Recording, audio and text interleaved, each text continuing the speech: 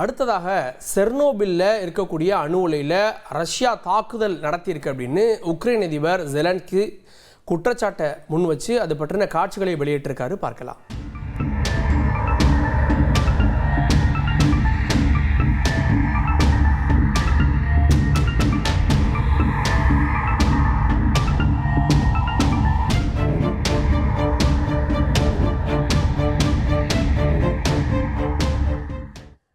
ஏன் இந்த செர்னோபில் காட்சிகள் முக்கியமானது தெரியுமா? ரொம்ப முக்கியமான ஒரு விஷயம். உலகத்தில் நடந்த பெரும் அணு உலை விபத்தில் இது ஒன்று. 1982 86 ஏப்ரல் மாதம் 26 இங்கே அணு உலை வெடிப்பு ஏற்பட்டது. நிலம், நீர், காற்று அப்படின்னு எல்லாத்துலேயும் பாதிப்பு இருந்தது. கிட்டத்தட்ட 30 பேர் இறந்தாங்க. அதுக்கப்புறமா 2000 பேர் நோய்வாய்ப்பட்டு உயிரிழந்திருக்காங்க.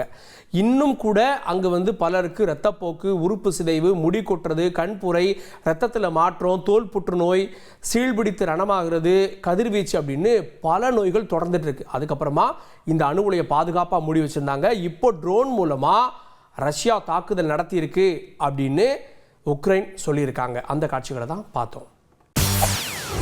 செய்திகளை உடனுக்குடன் தெரிந்து கொள்ள உடனே சப்ஸ்கிரைப் பண்ணுங்க.